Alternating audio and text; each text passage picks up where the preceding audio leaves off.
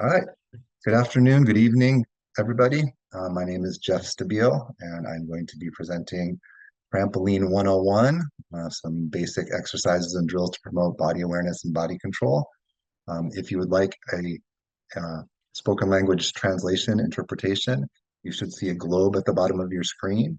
If you see that globe and click on it, you should be able to then choose what language you'd like to hear the presentation in, Spanish or English. I don't think there's any other options.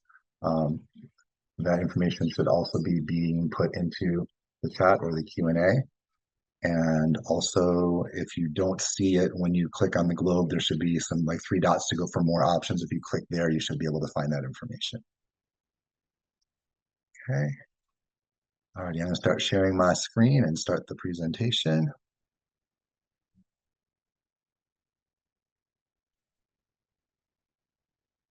Alrighty, so looks like my screen doesn't show the beginning part of my, the top part of my name. Trampoline 101. So here we have trampoline exercises and drills to promote kinesthetic awareness and body control. Okay. And for some reason, there we go.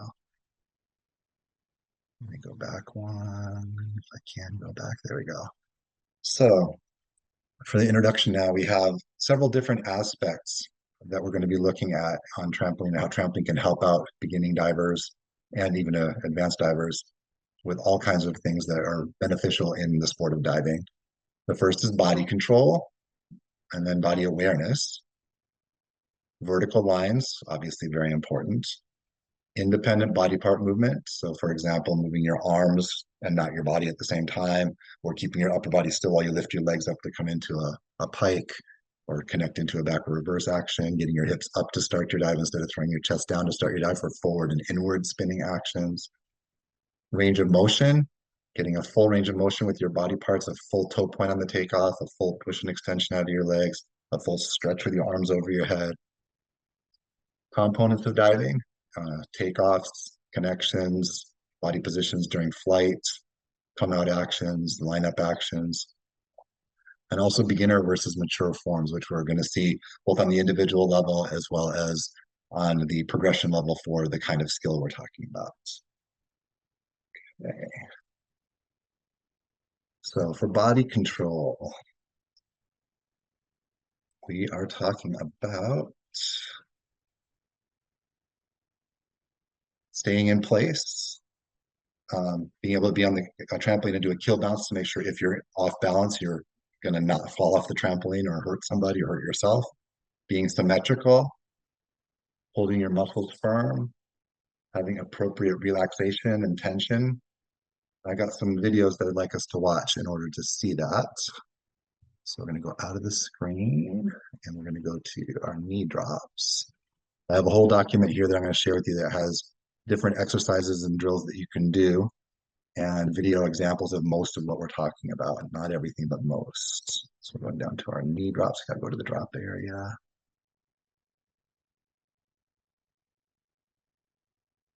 And this is a nice example of a young kid doing some knee drops for the first time.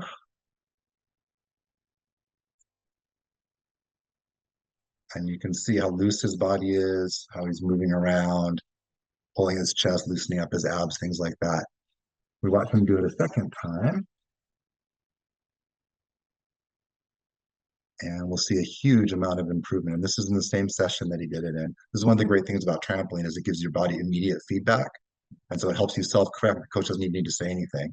You can see how much tighter his body is, how he's not pulling his body to try to come back up. He's maintaining the tight core as he does it. In addition to having within an individual showing that kind of body control, we can show different levels of development with other more advanced divers. So here we have a more advanced experienced diver doing the same exercise, and you're going to see a big difference in terms of the body control that she shows as opposed to what he showed. Staying in line a lot better, upper body not moving at all, except for that last one a little bit forward. So there's an example of the body control. Another example we can see is in some jumps. I have something that we do at the beginning of most of our trampoline workouts, which is a 20 bounce warm up. And I've got 3 different people doing this. And you'll see some differences in control with them as well. So we'll start with that little boy, the beginning diver. Starts with his arms down, trying to maintain his core and stay in his line. Then his arms go over his head. He tries to maintain the line there. Some independent movement we talked about before, arms going down and up, and full range of motion is involved here too. And then circling the arms for a pressing action. And you can see as he goes through, he gets stronger on each one of them. By the time he gets to the pressing, he was tighter with his core, extending a little bit better, that kind of thing. Let's take it to a more intermediate level diver, doing the same actions. Arms down, staying tight with the core, good push. Arms up, staying in line. Notice that she's not moving back and forth on the trampoline very much, staying right in place. That's nice. Jumping jacks or bird flap wings, arms going to the sides. Her range of motion is not so good. You can tell her shoulders aren't as flexible as they ought to be. Looks a little better when she does her presses, but she loses some of her balance. She goes back and forward a little bit too much as she does it. And then we go to our more advanced diver, doing the same thing.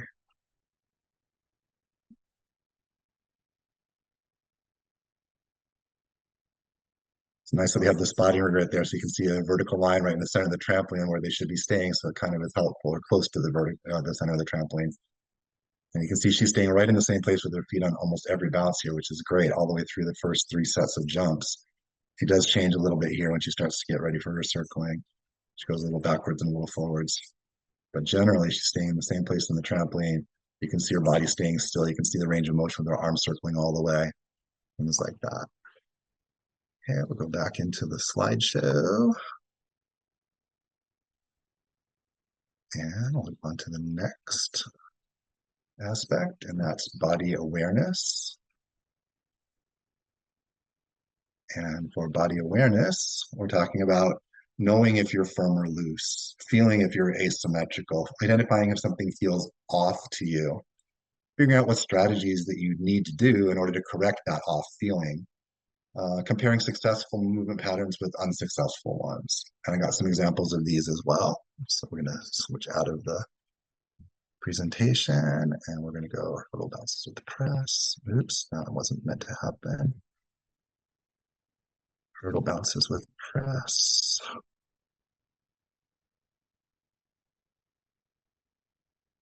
Okay, we're starting with our young boy.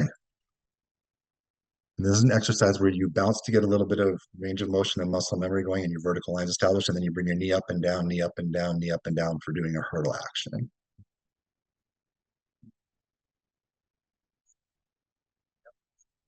And then you also press the arms. So knee comes up and he presses. Sometimes he forgets when he should bring his knee up. He hasn't quite gotten it yet, that kind of thing. But he starts to figure it out later. Now he's getting the right pattern every time. It's a jump and then a knee up in a circle and then a jump and then a knee up in a circle. Sometimes he was bringing his knee up too early. Sometimes he was circling too early. Then he got the awareness of what was going on with his body and figured out how to correct it. That's what we're talking about with body awareness. It's one more example with that. Bounce press, triple press. I had that up earlier.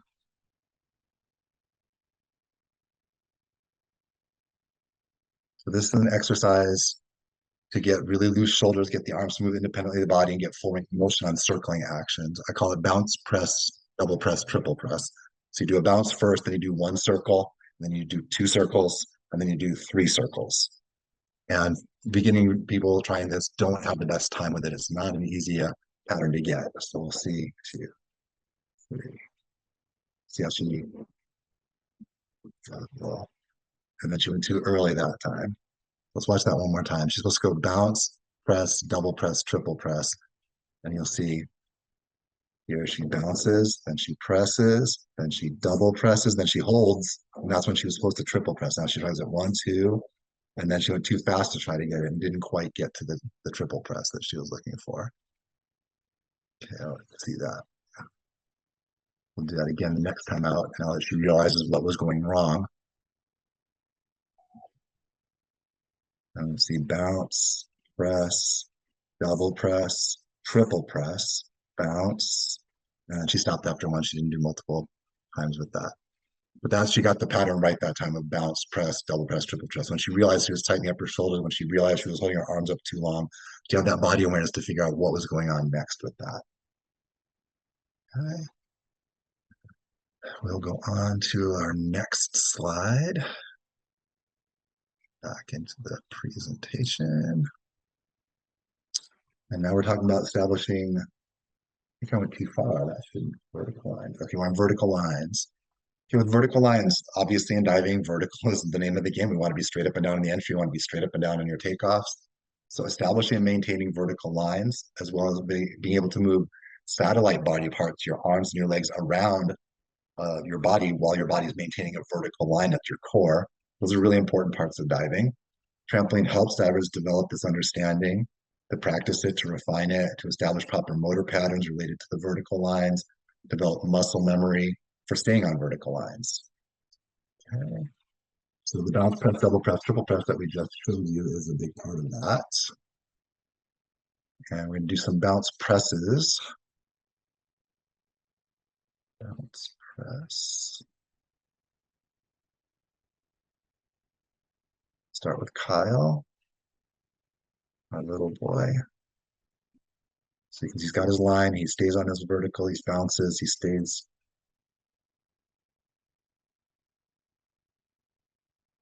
And let's try that with, actually, I think I'm in the wrong place on that one, sorry. Bounce press. Bounce press. Kyle 3 times. There we go. Why the 3 times one, not the 1 time one? Sorry, I got the wrong one there for you.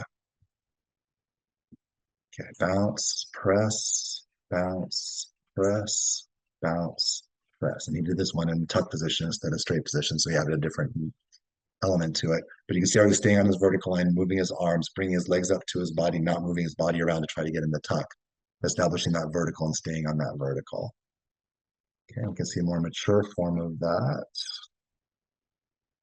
with Natalie, and we're just going to do that one in pike. Actually, no. I'm going to go with Nora this time. She does this in tuck and pike, so she alternates some different patterns into it as well. She doesn't have the flexible shoulders, so you see those arms staying kind of in front. Bounce tuck, bounce press pike, bounce press tuck, bounce press pike, bounce press tuck, and bounce press pike. So you can see how she's staying on the vertical. She tends to get into her pikes a little early, so she doesn't stay on the vertical quite long enough to get the right kind of takeoff on that. Still in the midst of learning, but this is the idea of how you get to your nice verticals. Okay, we have some other versions of verticals. Go to table drops.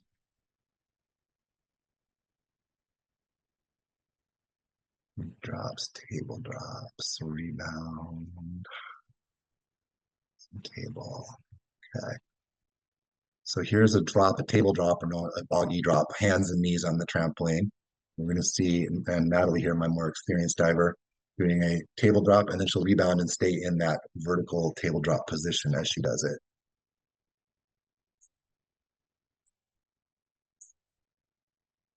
Okay. So that's really helpful to not try to move your body to do things, but to learn how to just stay in the vertical as you're doing your actions. And one more of those, we're going to go down to some backdrops in a pike position. There's a lot of things I've got going on here, right? So backdrop pike. And we're looking for Nora and bounce push, backdrop pike, bounce push. Right. So with Nora here, she was having a big problem trying to start the backdrops pike. So I was having her do a bounce first to get muscle memory and feel where that vertical line was going to be, and then bring her legs into the pike. And it was very, very helpful for her. Bounce, stay on that line again to bring the legs into it. Okay. And doing the same thing, but adding a press on that, a bounce press into it. So she's going to add an arm movement, an arm circle, while still showing those vertical lines.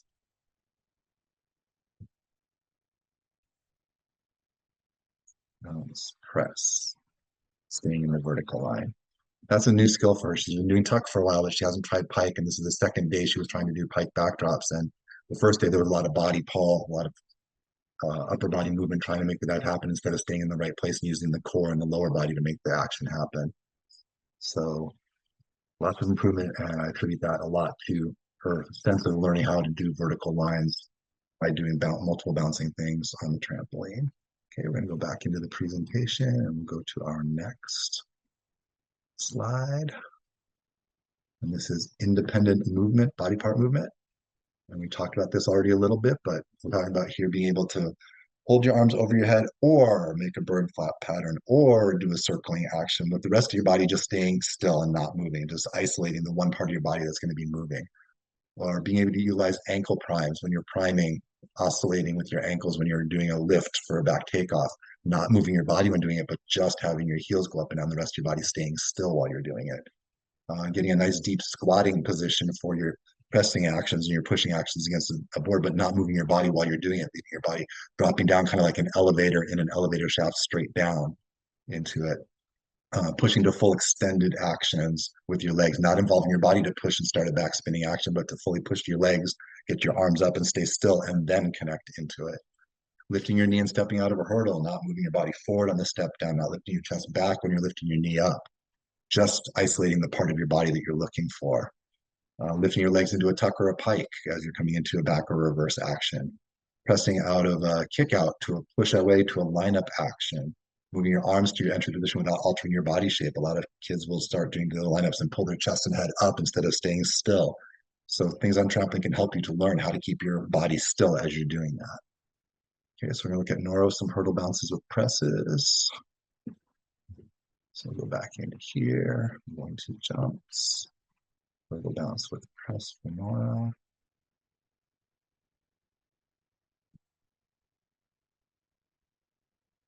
Sorry, there's a 15-page document with all these videos in there. That resource will be available to you guys. So hopefully that's something that's going to be helpful. You can look at, these languages. It's not in bilingual. Sorry, I don't know all the technical terms in Spanish, but you will be able to look at that and then click on it and go, okay, that's what it means, and then figure out how to translate that into Spanish or learn the English for it if that's interesting for you. Okay, so we Nora hurdle bounces with press, right? And she's figuring out the pattern. Okay, so here again is that independent body movement stuff. We're going to see Nora doing her hurdle bounces, bouncing to get some range of motion and muscle memory going. Then she did the one, and then good, but she brought up her knee too early. She didn't have the right pattern there. And so now we're getting that independent body movement. Knee up, down, then circle. Knee up, down, then circle. And so holding still while she gets the knee up and down, keeping her body still while she's doing the circle. That's a good example of the independence body movement there. Okay, we're going to look at Kyle with a back jump with the milk. Okay, let's go out of there and into back jumps. Too early. Back jumps. I'll lift no press.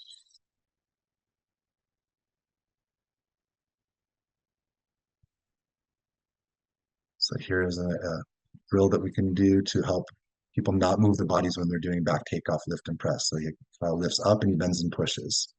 So he leaves his arms over his head instead of adding the circle onto it. When he can do that really well, we can move on to doing the same thing with a press, adding the circle into it as well. A lot of kids will go up and want to circle right away instead of realizing that they need to keep their arms there as they drop down and then do their circle action. And so leaving your arms over your head while you do the bend and push makes you realize that you can leave the arms up and still get a pushing action against the board. And then you can vary the timing of when you want to add the circle or how slowly you want to drop into it and then accelerate through if you want to do it fast and early, depending on the individual diver and their range of motion, things like that. But learning that it's not one, it's like it's you go up, you drop, you circle. It's separate and independent. Okay, so here's him doing the lift and the press. Okay, and he's a beginning diver just starting out. He doesn't have a lot of the body control yet. You can see him moving and stuff as he's doing it. And then let's look at Natalie doing some backdrops with bounces and recovery presses. So close out that. I'll go to backdrops near the end.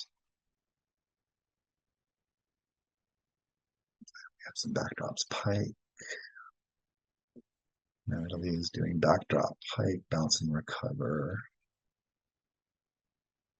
There we go. And this is one where we're going to see the upper body staying still during the circle, and then while the lower body is starting to connect into the action.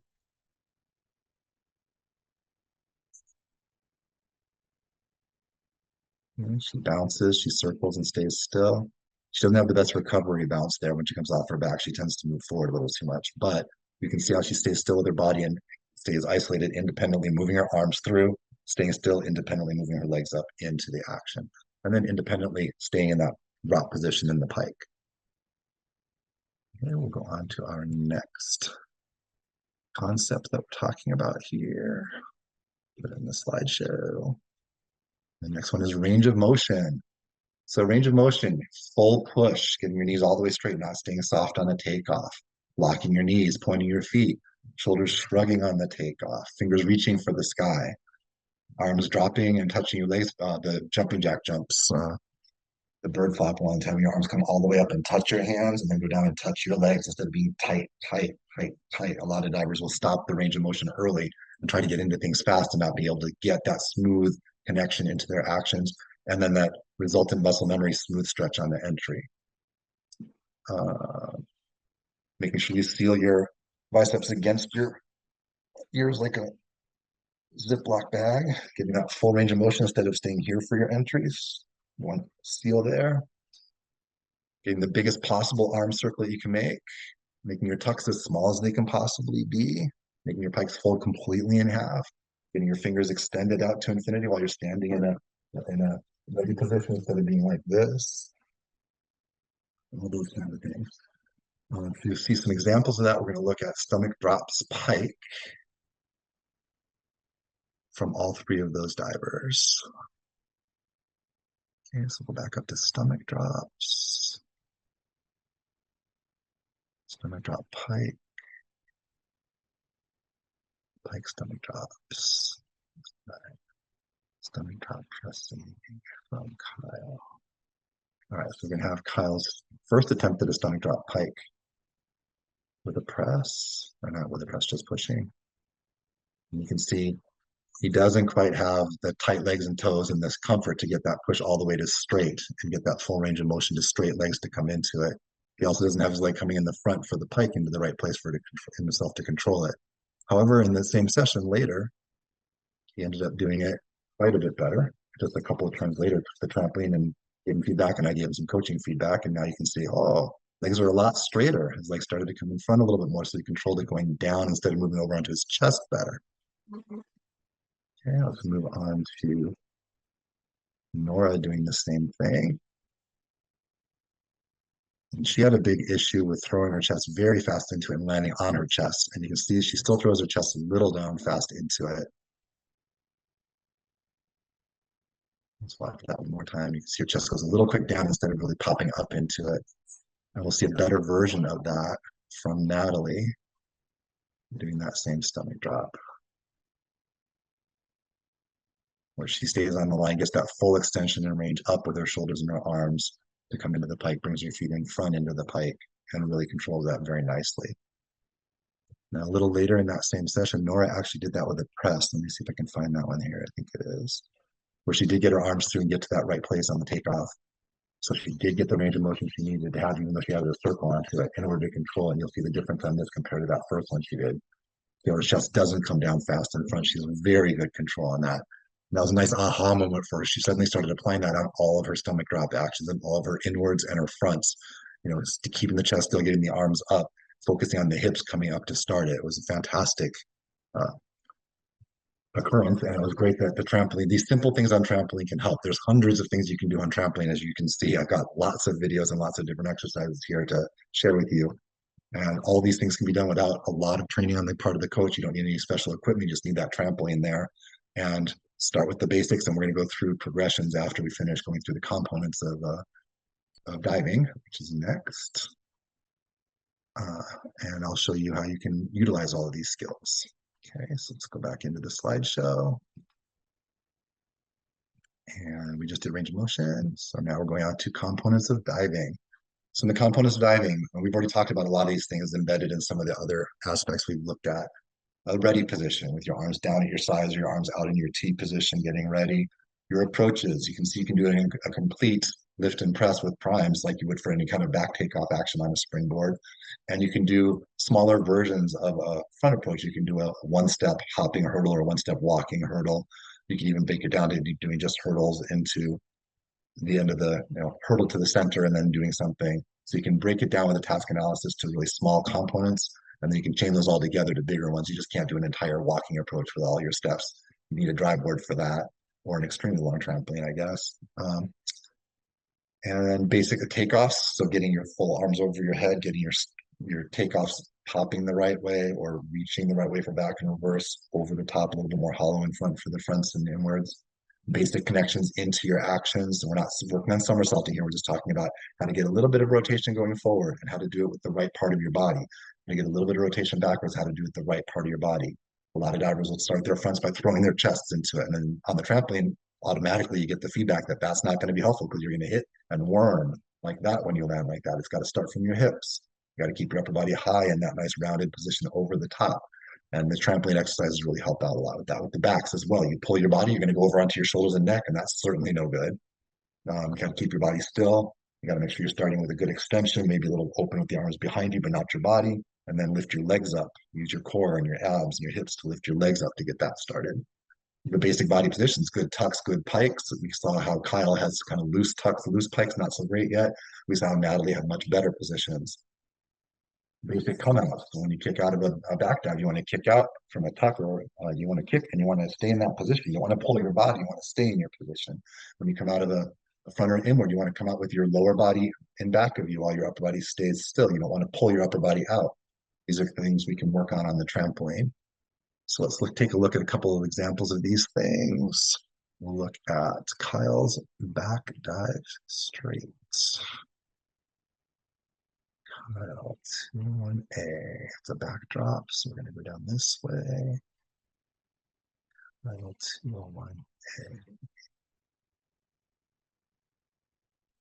Full lift and press. There we go. Let's do it with the press. Now we do have full lift and press. Okay. So here's Kyle doing the starting position, the takeoff, the connection. Okay, you can see he doesn't go all the way to straight with his legs. He does a little bit of body pull up on that, but he's working on staying on his vertical, connecting the correct way, getting the takeoff first and then doing the drop instead of trying to do the drop before the takeoff, which is a lot of beginning divers have issues with that. Okay, we're going to work on the next one is Nora. 401. Okay, stomach drop, Nora.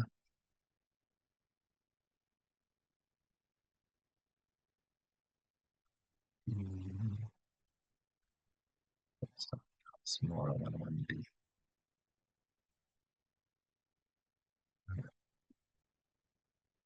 So go. I was telling you about how Nora got the arms through and started feeling the right connection. So here's a good example of how she put it onto an approach. A hopping hurdle, getting the arms up, and then coming into it. So very high and very controlled rather than throwing the chest down and going too fast like she had been before. And then I already showed you her inward thumb. I'll show you that one again. Let's see Kyle with a backdrop, or backdrop tuck. Backdrop tuck.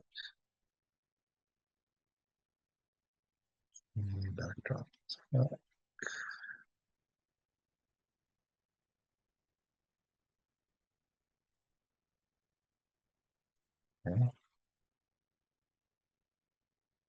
Okay, and we had a nice, he has a tendency to bend his knees before coming up on his toes for his lifting actions, but by the end of this session, he was learning to keep his knees straight and isolate and just lift his heels up to get into it.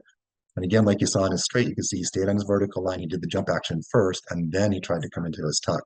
He could wait a little bit longer. He could get a little higher, and he definitely could kick out a lot better. So this is on that immature form that I was telling you about, the beginning form as opposed to a mature form. And so you can see that individually within a diver as they get better, and you can also see it within the progression of the actions that you're doing. You know, when you start learning how to do a seat drop, the kids are going to be sitting in a seat drop position and you're going to bounce them up and down. That's, you know, they're not taking a lot of responsibility for what's going on in that yet. And then when they're comfortable with that, then they can be sitting down and you bounce the trampoline and then pop them up and they stand up from that position. So they take on some more of the responsibility. And then they stand and they drop down into the seat drop. Then they start adding circles onto it, bounces onto it, approaches onto it, pucks and pikes onto it. So they become more mature with the form on that.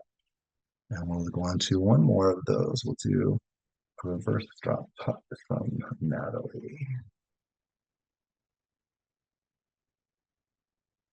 So again, we're going to see the approach component of the diving. We're going to see the takeoff component of the diving. We're going to see the basic connection. We're going to see the body, the flight position in the air.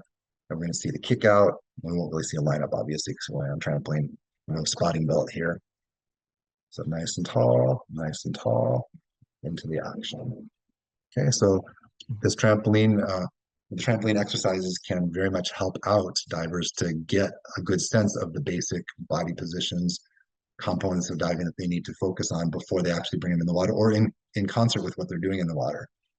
You know, there's kind of two different ways to look at how you develop divers or any kind of movement pattern. One is like you have a block of ice and you sculpt it until it becomes the thing that you want, or a block of marble and you sculpt it to the thing you want. And the other is you have a piece of clay and you add stuff to it until it becomes what you want. And you can go either way with this. And I think that we need to approach it both ways. You want to build up, but you also want to refine down at the same time. I think that's a very helpful attitude to have, so the divers don't get bored with like all they've done is front jumps and back jumps for 6 months. That's one way of learning how to do stuff, but they can do those front jumps and back jumps and make them better, as well as learning how to do some other stuff they consider a little more engaging and fun at the same time.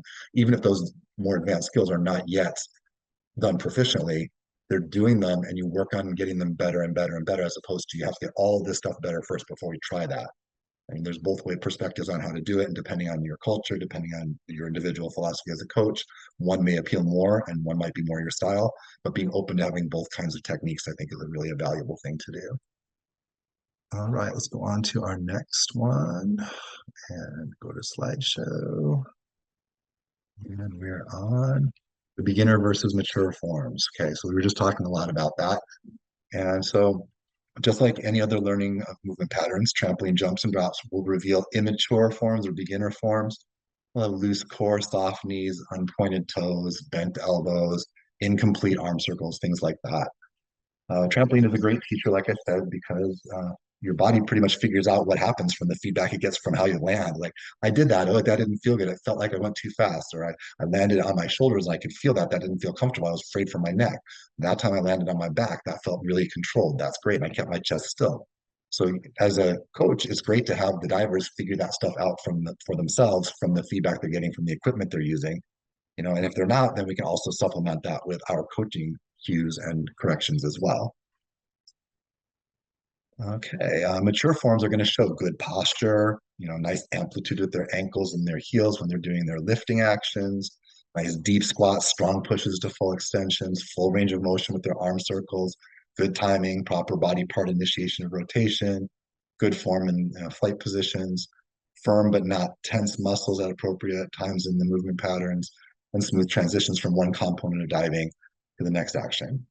Okay, so let's take a look at a couple of beginner and mature forms of things, and we're going to look at some of them within uh, one diver progressing, and some of them with all three divers at different levels, and showing the different levels of maturity within there as well. Okay, well, it looks like I somehow closed out. Okay, I ended up, sorry, closing out my document, so I'm going to have to open that back up. Sorry about it. Go to the drive and pull that back up. There we go. We're on our trampoline drills, and we're going to look at a progression of seat drops. Okay, let's go to our drops.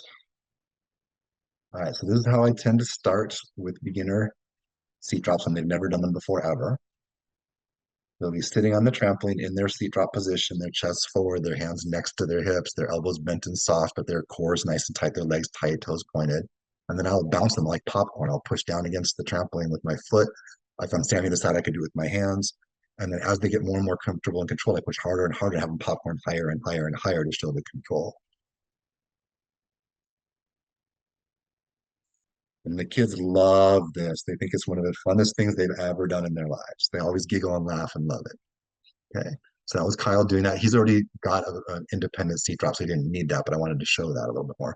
Here's me popping him from the seat drop position to a stand position. So I get on the trampoline fully behind him. That way, in case he doesn't go up, I can help him out. You would do a little bit of spotting. I don't think he needed it here. But I'll pop the trampoline and then he stands up and he puts his arms over his head for his landing. Okay. You can also have the diver do the same thing the opposite way, just standing up and then going to their seat. I don't have a video of him doing that. And then we'll have seat drop from stand spotted.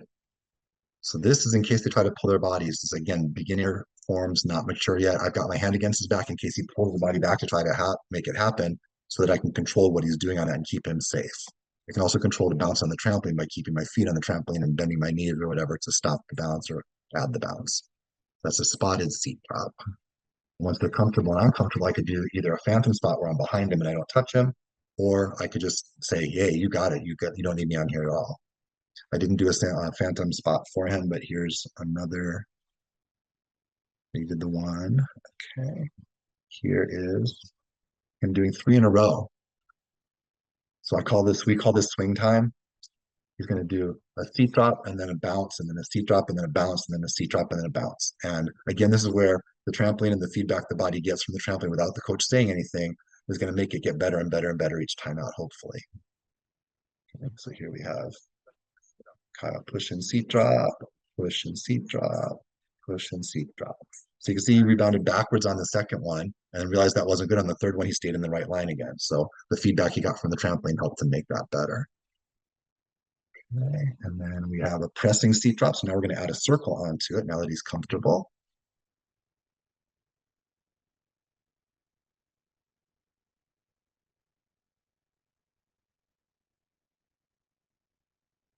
And look at that, how much better that looked already. He decided to do an extra one, but he stayed right on his line. He had a pretty good range of motion with his arms coming through, a pretty good extension and jump on his vertical line before moving into a seat drop position.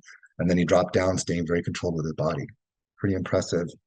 And this was just, he's only been doing trampoline with me this was his third session. Oops, I thought I pushed play, but I didn't. Try that one more time since that scroll bar got in the way and it was too dark. Oh well. There we go. There's his seat drop in the press. And then we can add some extra stuff to it. We can add um, 3 bounces with the press. So we're going to do a press and what I call a recovery bounce. He can do a seat drop, go up and then circle to another seat drop, but there's usually not enough time for beginning divers to do something like that. So I add what I call a recovery bounce. So they do their press and a seat drop, and they take a bounce to get ready again. And they do their next press, seat drop, and take another recovery bounce, and then do a press, seat drop.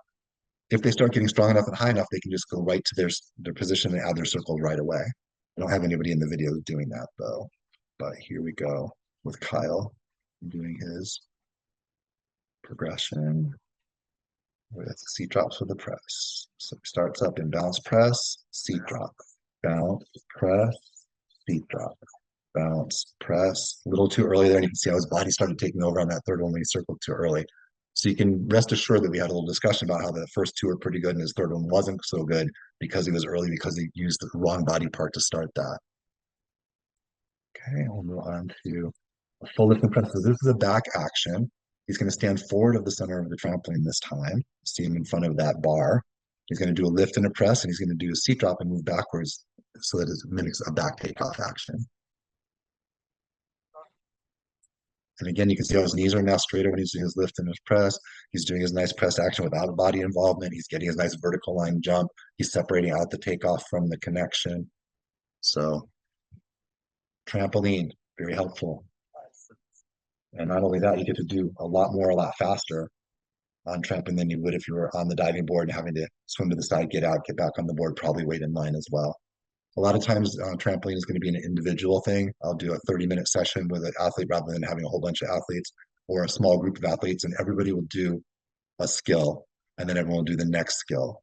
So maybe I'll have them all do the popcorn at the same time, and then they'll all do the bouncing to stand at the same time. And then when they're ready to do by themselves, I can do them by themselves and then try 3 by themselves in a row right away. So you can kind of break it up and chunk it a little bit more. And then we add for the final one, Kyle doing a 1-step hurdle. So this is more like a front takeoff into it. Hurdle, jump, seat drop. Okay, he's a little slow. He's moving forward his chest a little bit, but you can see again, he separated out his arm movement from his push, he relatively kept his body still on this vertical line, and then he connected into it. He had good body control on the landing.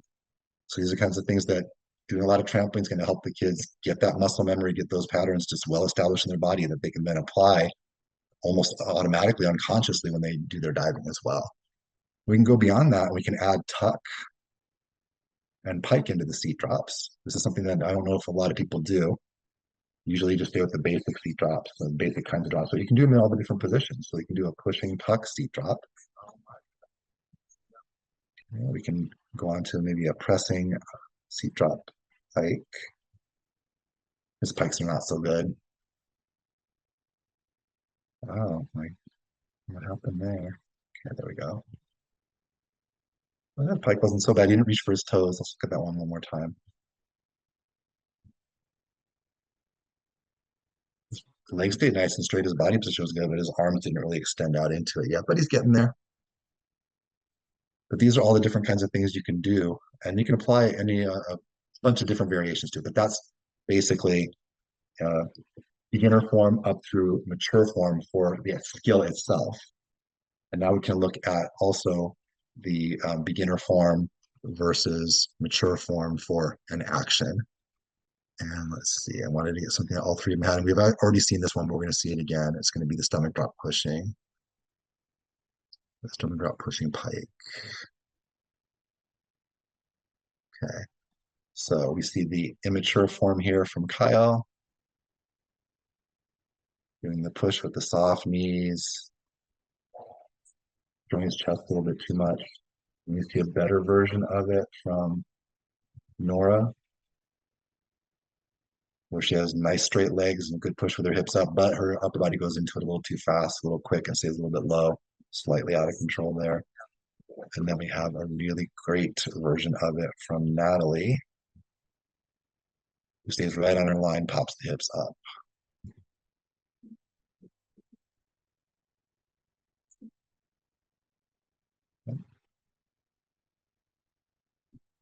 Alrighty.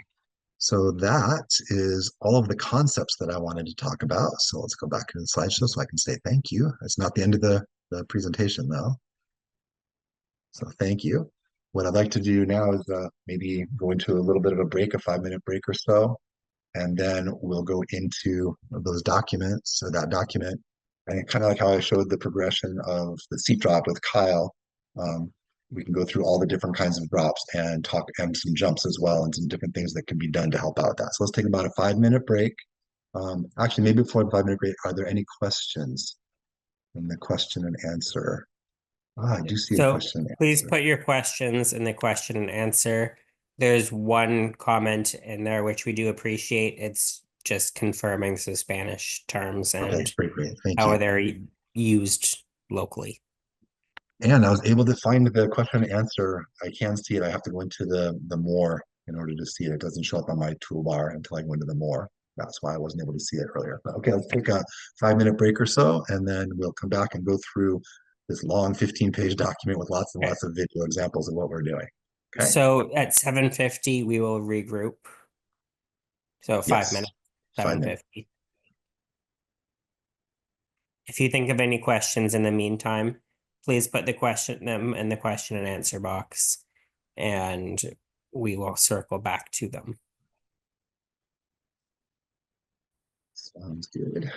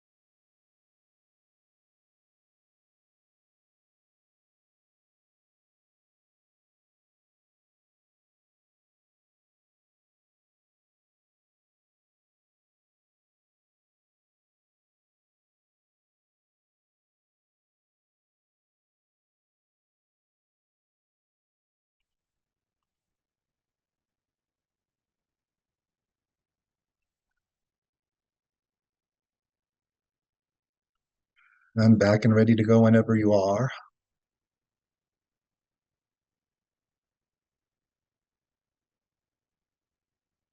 Jeff, you're good to get going whenever you are ready with the next video, slide, or piece of information. All right, and I just wanted to quickly address some of the questions that I saw in the box that luckily I have Google Translate, so I during the break took them and answered them. One was just saying hello from Cuba and thanking me for being here, so thank you, I appreciate that, and aloha from Hawaii. The next one talked about what's the best way to start a child or a diver on trampoline, and that's great. That's what we're going to be talking about now, so we'll get right to that. And the third one was asking about how often we train trampoline like this. Now you can tell that this setup that I've got is not at a pool; it's in my backyard, um, and so I usually do a half-hour session for people, and we do about 15 minutes worth of what we're doing now, the jumps and drops and that kind of thing for body control. And then I also put them in belts and pull them in belts to do things as well. Um, oh, sorry, I don't have my video on. I can't start my video because the host has stopped it. So if you could put my video back on, I was trying to do a little bit of gesturing and it Sorry, didn't there quite. you go, Jeff. There we go. Thanks. Um, So yeah, I do about 15 minutes worth of bouncing and dropping, and then about 15 minutes worth of pulling them in the belts into various different tricks as well. That depends. At the beginning, it'll be a lot of bouncing and a lot of dropping and very little in the belts. And as they get more comfortable with their body control, then we can start doing a little bit in the belts, just kind of introductory stuff, how to feel the ropes around your body, how to do a handstand and be upside down and get your body right, then lifting you up and down in that handstand position, things like that. But trampoline, because of how my setup is, my pool is about a half hour away from my home. We have half-hour dedicated sessions for individuals or usually 1 to 2 people at a time. Sometimes we have siblings will come together. Maybe that'll go for an hour instead of a half an hour. But if I were having it at my pool, I would have it more often for less time. Maybe we all focus on seat drops one day and then I'll focus on knee drops the next day and that kind of thing. All right, now on to what we're doing here. Actually, I saw there were some questions, I think, in the Q&A. And I don't think I can be really fast continuing to do stuff with Google Translate. So if I could hear what the Yeah. questions are. Jeff, how about you go ahead, keep presenting. I will translate them in about 5 minutes. We can circle back. All right, sounds good. All right, so in terms of how to start people on trampoline, this is one of the first things I have people do. First, they get in the middle of the trampoline and they just stand there. And I get them their body positions, tight core, body still, eyes on the end of the trampoline where the blue pad is, or if you're in a gym and you've got the 1, 2, 3, 4, 5 numbers or anything like that for spotting on the side, you can. I personally like people looking at the trampoline rather than up at the beginning stages, so I have them look at the pad at the end. You can actually see in some of the videos there's a yellow shirt kind of flapping, some fabric flapping down at the end of the trampoline. My spotting shirt, I call it, it's a big neon yellow shirt. I usually have it on top, but I didn't have it on top because they weren't doing any spotting. But anyway, you'll kind of see that. So getting themselves focused, looking at the one place, the frame of reference, keeping their eyes in that one place the whole time, that makes it a lot easier for their bodies to not move. When you look up or off to the side, your body tends to go where you look. So looking at that one place, getting yourself set. And then the first thing is just keeping that position and doing your oscillations. And I know my camera is a little bit low. Um, my backyard is on the hills to a mountain, and so this is up really elevated. I couldn't, even though my camera right now is on the roof of my house, I couldn't get it up high enough to look over where you can see the feet. But you're going to get a sense of what she does when she does this. So just doing the priming and trying to stay in line with the body. So this is the first thing I have them do. Up and down, up and down. You can see she's not coming off the trampoline. You can't really see her feet, but you can extrapolate what her feet are doing from seeing where the trampoline is going down and up. So it's just up and down on your toes, no jumps. Keeping your knees straight. A lot of kids will want to bend and do things like that and get soft with their body. Learning how to just isolate and just have it be the heels. It's the first thing that we do. The next thing I have them do is the same thing. We call it priming or oscillating or rocking. I don't know what term you want to use for it. This is going to be the same thing, but this time the arms are over the head. So got her arms over her head, in line with her body, and she goes up and down on her toes without jumping. Don't bend your knees, it's just all in the heels and ankles, lifting the heels and ankles. Okay. After I have them do that, we work on that bird flapping action. I was talking to you about doing the full range of motion. Trying to get the arms to go all the way up, touch the backs of the hands together, all the way down, touch the sides of the legs. So it's really relaxed in the shoulders and it's moving quickly and moving through a full range of motion. people will try to do it with tight body, and then they do it with loose body, and they realize they can actually go faster when they get more range of motion than when they try to go fast by clipping it and making it short. So learning how to do that is the next thing. Again, we're not jumping yet. We're just priming. We're going up and down, keeping the body still, really training the core to be still, that sense of the vertical line without even jumping yet. Okay, so she's going up and down, up and down. She's got a little bit of tight shoulders. You can see how she goes slightly in the front instead of all the way to the side. People with great range of motion in their shoulders can stay totally to the sides. One of my early coaches used to tell me when I was lifting my arms up to pretend my pinky was against the wall and keep it against the wall as I move my arms up. Don't come in front, come off that wall, stay against the wall as you come up. So that's the kind of thing that I try to have the kids learn when they're doing that. And then adding circling actions, primes and circles. So again, we're not coming off the trampoline yet. This is just, learning how to be on the trampoline, learning how to get comfortable being on the trampoline. And you don't have to even jump to do it, but you're getting some movements and you're doing some things that are already helping your diving mechanics. And you can see she uses her shoulders at the beginning, especially she uses her shoulders a little too much to try to help instead of just relaxing and letting the arm action happen. She got better toward the end of her 5 jumps there, or 5 primes there. Once they learn how to do that, they have to learn how to jump and push off the trampoline, and also have to learn how to do what I call a kill bounce to make sure that they're safe. If they jump out of side, I painted a little rectangle on the trampoline, and if you have a higher end trampoline, especially one that has mesh beds or wire beds like an Aussie bed, they already have the painted on rectangle in the middle with the X in the middle or the T in the middle. So I tell them if they go outside of that box, no matter what they're doing, if they're outside of that and they come to their feet, they have to do a kill bounce and stop right away. So I teach them how to do a kill bounce from a stand. So here's Kyle doing a kill bounce. Oh, sorry, no, it's Natalie doing a kill bounce. So she bounces once and then she drops. So notice she drops her arms, she drops her chest, she stays in a hollow position, she softens her knees and tries to just kill the bounce and stop. That's what we call a kill bounce because you're killing your bounce. And here's her doing it from multiple bounce where she's up higher in the air. So she bounces 5 times and goes way up in the air and then still have to do a kill bounce.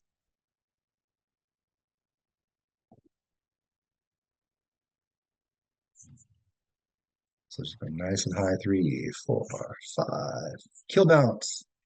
And she comes down and stops it. Okay.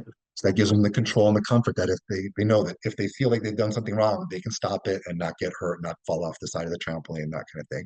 The littler kids have a problem with this. You might have noticed in some of the videos with Kyle, he would finish something and he'd just keep bouncing around. He wouldn't stop. And it was more because he didn't have the executive functioning control to go, okay, I'm stopped now. It's like, oh, this is fun. I'm gonna keep bouncing. So kind of try to teach the kids how to be safe and still let them be kids and have fun and don't be like too much of a, taskmaster on that kind of thing. All right, so now we're going to take it and move it into bounces. We learn how to do that kill bounce. Now we're going to do actual bounces in the same way we did the primes. First, we're going to start with the arms down, then the arms up, then the bird flapping, and then the circling. And one of the big things about the arms on the arms down one is when kids jump, they're going to jump and then try to pull their bodies up like that to get in the air. They don't realize that it's push against and wait for the trampoline to push you up or the diving board to push you up. You don't pull your body off. You're like a tennis ball and a tennis racket. And when the tennis racket serves you, you go up. The tennis ball doesn't jump off the racket. The tennis racket has to push the ball up. And the diving board and the trampoline are the same. They have to push you up. You can't pull yourself off of that. But that's not the same as what they've experienced in a lot of other sports where they use their bodies to try to do things. So here is Natalie doing those 5 bounces with her arms down. So the same priming that she did, now she's adding a push. 1 time up on the toes for the prime, squat and push, and then maintain your pushing action 5 times. The 5 times is so that they feel if they get a little off, they can get back on. They can let the trampoline give them the feedback that they need. So you can see she's staying right in line, boom, boom, boom, very consistent on that, and good form as well. Maybe could be stronger, could jump up a little higher, but she's not an elite diver, but she is a pretty experienced diver. She was a junior national qualifier in the U.S., and she made it to our Division III NC2A championships. And she was a finalist on the 1 meter there. Okay, we have arms overhead here. Natalie doing arms overhead.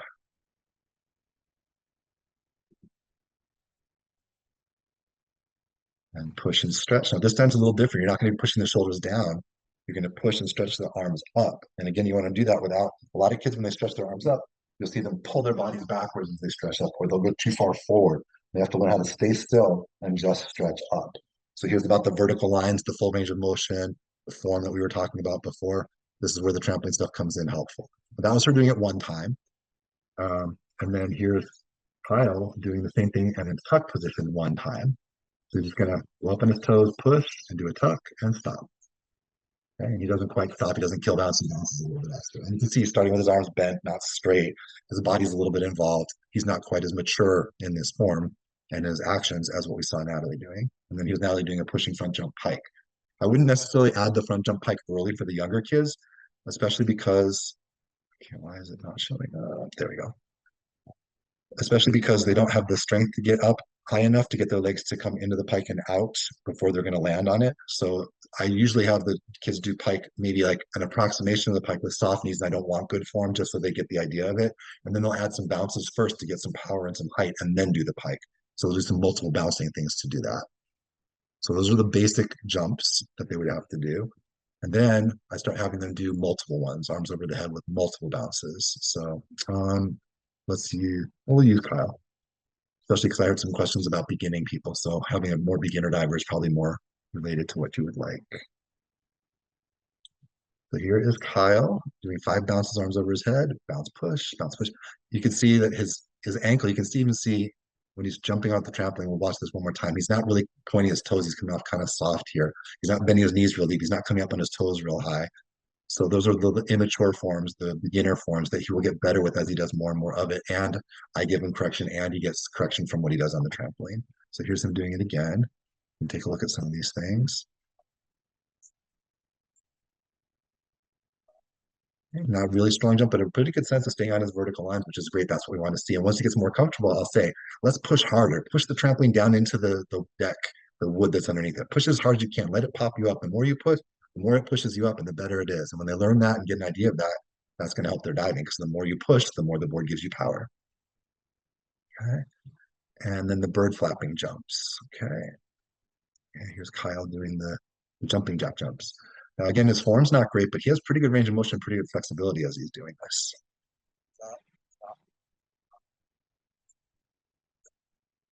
You can see his shoulders are not tight. He doesn't pull up against his neck. He's got pretty good straight arms as he's doing it, a little in front, but that's the next action. So it's learning how to move the arms independently of the body and have something going on while you're still maintaining that core vertical, vertical, vertical, vertical, which we need for everything. Okay. And then pressing and circling the arms. I'll have Kyle do his.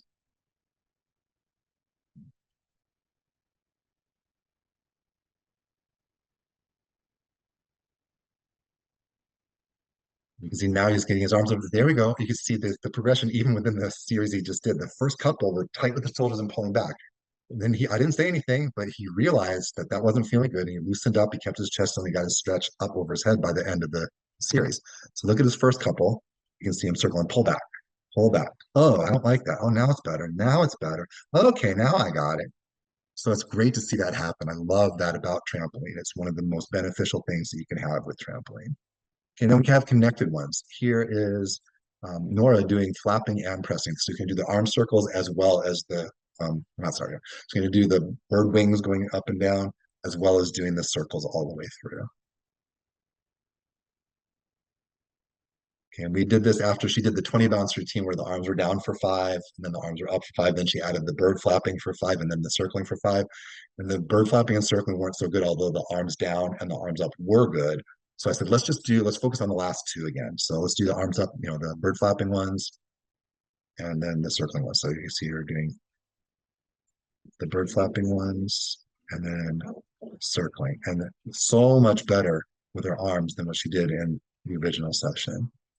She was really able to focus on those things. In fact, let's look at her version of the 20 bounce routine. I think that I actually had her do this one first, and then that was the second one. And you'll see that her arm circling actions are not nearly as good. The arms down for 5. Pretty good. A little bit back, arms up. Pretty good. You can see she doesn't have the shoulder flexibility. The arms are in front, but she just doesn't have that shoulder flexibility. Now we're doing the jumping jacks, and you're going to see that they tend to be in front. So you can see how far in front her arms are coming when she's doing her jumping jacks. And now she's doing her circling. And that second set, we saw the arms stayed in a much better position. So she had some coaching as well as the feedback from what she felt on the trampoline to help out with that. Okay, so that's what I usually do at the beginning. That's how they learn beginning stuff. Then we start adding presses. So you have to circle your arms. And I usually start with bouncing for quite a bit of time for the kids instead of having to go on to drops and right away. So there's a pressing front jump straight. There's a pressing front jump tuck.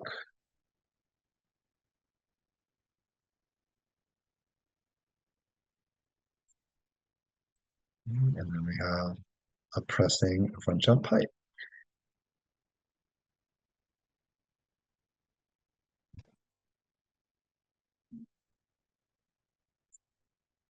Okay. So that's all the basics, pretty obviously. You know, in a first session, that might be as far as we would get through. And I might then have them jump down and do some things off the drops, like doing the seated popcorn seat drops. In fact, I'm gonna go down there just quick. I'll come back up to the bounce later, but I'm gonna show you the popcorn versions of pretty much everything. So you already saw the seat drop popcorn, but you can also do it not for knee drops, but for table drops. You can do popcorn, table, or doggy drops. And again, the kids love this. And until they get control in this, you can stay with this and just have fun in it. This is the reward at the end of their jumps. They get to do this. So he's in his doggy position, hands down, knees down, legs spread apart so you have a stable base. You don't want your knees together, looking out at the end of the trampoline, and he does his doggy and he just bounces up and down. And then he gets bounced out of control when he gets up too high, and he loves it and he has fun with that. He do the same thing with a stomach drop. Popcorn stomach.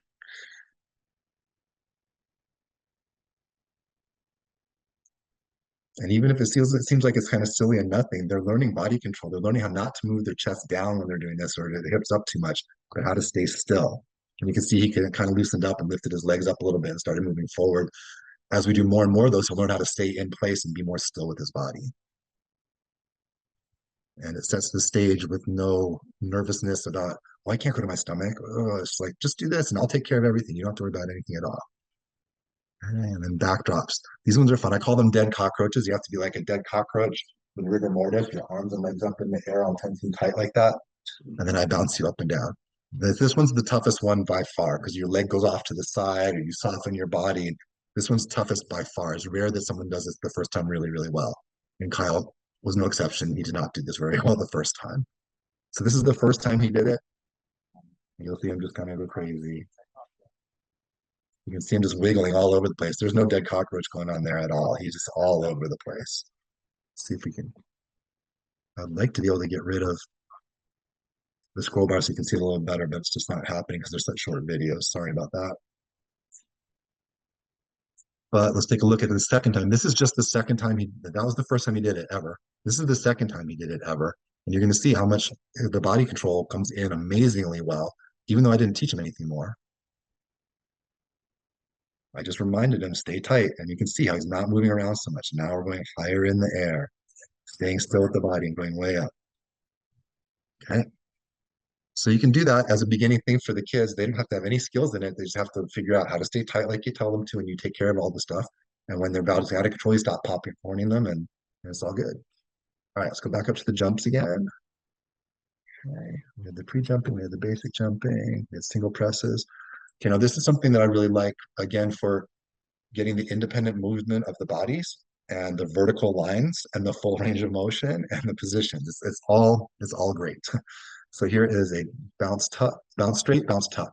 This is no circling or anything yet. Just the arm stay over the head the whole time. You bounce straight, bounce tuck, bounce straight, bounce tuck, bounce straight, bounce tuck. And again, you can see kind of the beginner form from him. Let's see Natalie do the same thing. You'll see a much more mature version of this. Wow, I don't know why this keeps taking so long. There we go. Bounce straight, bounce tuck, straight and tuck. Oh, she just stopped after that. So you can do that 3 times. I like the multiple bouncing because it gives them a chance if they did it wrong to get it right. Sometimes I'll extend it like, let's see, bounce straight, bounce tuck, bounce straight, bounce tuck, bounce straight, bounce tuck. And then they'll be in the second one. I'm like, keep going, keep going. And like maybe they'll do it 5 times or 10 times instead until they really learn the pattern. Pattern learning is also good for everything in life, not just in diving. So getting the idea of bounce straight, bounce tuck, bounce straight, bounce tuck, or bounce, bounce, tuck, bounce, bounce, tuck. Any kind of pattern stuff is going to be helpful for math or just life in general. So I like having the additional, having the additional life learning that you get from the sport that everyone benefits from, because not everyone's going to be an Olympic medalist, but everyone can learn something from the sport they can apply to their life and hopefully have fun while they're doing it. Okay. And here's another version of that where I give the patterns where it's bounce straight, bounce tuck, bounce straight, bounce pike. Okay, and this is Nora, and her shoulder flexibility comes into problems here, and she doesn't like her pike. She does a pretty good job on the tuck, staying tall, but the pike's right down into him fast. And she doesn't bring her legs up enough. You can see her touching too low in her pike, so it's not as controlled when she lands as she wants. But she's got the pattern, and she's got a lot of control and consistency on that. So he's got to work on getting her a little bit up more before coming into the pikes. And that was before she worked on those stomach drops that worked so well. So maybe if we went back and did this after those stomach drops, she would learn how to get those arms to be up a little bit better. Okay. Now we have the bounce and press. I think we saw this a little bit earlier. Let's do bounce and press. We'll see Kyle do it. He's doing it in the straight position. This is just focusing on the arm. So when you stay with straight position, and you're basically working on the base actions, the stem cell that could become anything else. When you add the tuck and the pike, it becomes a little bit more mature. After we do these bounce presses, I'll look at the questions. Okay, bounce, press, bounce, press, bounce, press. Okay.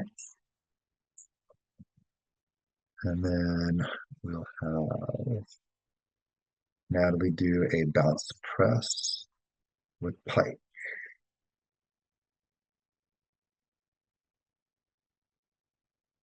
So bounce to establish the line and the muscle memory, bounce to establish line and establish the muscle memory. So you can see how she got that nice line when she pressed her arms through. She got back up to the same line she was at when she did the bounce without the circle, and then she came into her pike. So the timing was really good on that. Okay, is there anything I wanted to see on that? Okay, I think we're good with that. Let's go ahead and check. Is there stuff in the question and answers? Chris, anything you want to circle back to in the questions and answers yet? Yeah, so I do have the translations. I just didn't flag them because they could more or less be asked anytime. How so about how many times a week would you, as a coach, would you be looking to do this type of training on a trampoline? Right. Okay. So I sort of addressed that earlier. I think I may have seen the questions that you did, and I did address them. I typed the answers in Spanish with Google Translation. But like I said, because of my situation, I would probably go half hour twice a week if possible, because they have to come to my house to do this. And so we do it 15 minutes worth of bouncing and 15 minutes worth of belts work. If I were doing this, if I had the trampoline at my pool, I might be able to have the kids while they're doing dry land and maybe they're self um, directed with that. Like I'll have the students each be a leader of a certain part of the dryland exercises and stretching, and I'll pull them over to the trampoline to do some individual pull-outs for maybe like 5 minutes at a time to work on a skill. And if that were the case, I would do that every single time. I'd try to do it with every single person every single time for a part of the workout and then go into the water. Since I don't have that luxury with my pool, I have them come to my house and do it. Other question? Did you get the question about coordination of the arm curl? No, I did not get a question about that yet. So apologies if some of the nuances of the question is lost in translation, but how do you manage the coordination of the arm curl with the squat at the beginning stages? The beginner Okay. stage. So basically, I think you saw what happened there. I don't address it overtly. I address it through what they're doing with the bouncing. And if I see that they're circling too early, I'll say, wait longer. What I will often do is I will stand there and be a mirror with them. And you may see that in some of the other videos. So if the kid's not getting the pattern from verbal talking to them and meeting at the side, I'll go and stand in front of the trampoline and I'll say, bounce, press. Be a mirror with me. So when you see me do it, you do it. And then I'll anticipate maybe I'll do a little drifting a little bit to get them a sense that they're supposed to circle and then do the circle. Hold, circle, hold, circle, bounce, circle, bounce, circle, bounce. And you'll see some of that later as well. We're going to get to multiple bounces with different kinds of arm patterns to help them get a sense of how to do this. So a lot of it is they'll get feedback from the trampoline. When they press through too early, like we saw Kyle do a couple of times, his body pulled back. And then he learned how to just stay there and press later. So it kind of happens naturally. But if they're not quite getting it naturally, then you can do things like doing the visual mirroring thing. The other thing you can do is on the ground, dry land, you can stand behind them and up on your toes. And then you have their hands around their arms and you decide squat. And then you add the circle when they're supposed to circle. And maybe they're tight with their shoulders when you do it. Tell them to loosen up. So you can do some tactile things as well. And usually most divers that I've worked with have gotten it from kind of osmosis just by doing it on the trampoline and figuring out what the timing that feels good to them. And the time that feels good to them is usually what's biomechanically correct for them. And then a few other kids need a little bit more of that visual stuff. And then a very few need a little more of the tactile stuff. That would be how I'd address that. Hopefully that answers the question. I think Okay. that was a good answer, so thank you for that. And that was all that was in the question and answer for now. All right, and then I'll keep moving on with multiple bounce with different presses. So here is Natalie doing bounce, bounce press. So she's going to bounce twice, and then she's going to circle her arms. A lot of people start coming out of their hurdle, beginning divers especially, will come out of their hurdles already circling their arms. Like as soon as they step out of their hurdle, their arms are coming down with their leg going down instead of their knee going down and their arms going up and waiting and dropping down in that nice extended position and then circling. So this is a way to get the idea of you don't circle your arms all the time. Sometimes you circle them, sometimes you don't. So you can see her here, push and stretch, circle, drop and circle. So that's bounce, bounce, press pattern. Okay, we also have Kyle's doing that. So he does it 3 times in a row. So again, I love the 3 times in a row or 5 times in a row. So they get the patterning and they get a chance to correct mistakes they might have made earlier. Bounce, bounce, press, bounce, bounce, press. See how he's going higher now? So he has to wait longer. The higher he goes, he has to wait longer in order to circle his arms in order to stay with the right timing, like that arm curling that you were talking about. That's a great example of where I don't really have to do much. I think I actually might have been giving him the mirror though. You can see me standing on the front of the trampoline, bounce, bounce, and now circle. Bounce, bounce, and now circle. And you can see how he's going higher. I'm waiting longer to do the circle because he's higher in the air. But as long as he's cueing into that, that helps him with that as well. So hopefully that dovetails nicely into what you were asking.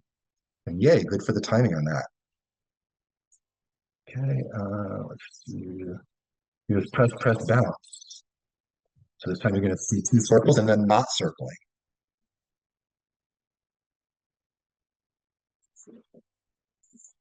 And then no circle. Good. Okay. So learning how to move the arms when you're supposed to move the arms instead of having the arms be like they move by default by themselves is great because the higher you go, the longer you have to wait. It's going to be a little bit conscious. And eventually when you're skilled enough, it becomes second nature, subconscious. You don't have to think about it. It's like, oh, I'm so high. And you just know that you have to wait longer before you press. But at the beginning stages, it's really good to practice different kinds of patterns that make that happen. Okay. Um, we did the bounce press, double press one. I just want to show we have Nora do this well. I think we have Nora. Actually, no, I think I'll have Kyle first. So with the beginners, I'll have them do bounce press, double press. I won't have them try triple press because they're not high enough and there's just no way it's going to work. He would die if he tried to do this. He would fly out of control. But bounce, press, double press. And he was too early on that. Bounce, press, double press, 2 circle, bounce, press. So you can see his timing is really off. He's trying to go really fast, thinking that's going to help him. He's not getting his full range of motion. Doesn't quite have it. Okay. And then we can have Natalie do the same action. Just bounce, press, double press. And you can see how the arms have to move fast. They have to go through full range of motion. They have to stay relaxed while the body stays firm and stays on the vertical line. Press and double press. Bounce, press, and double press. Okay. And once they get good at that, she's doing a third time. Once you get, she did that great. We have her try to go onto the triple press and it doesn't go quite as well. But I think I had Nora do it well. We'll look at Nora's.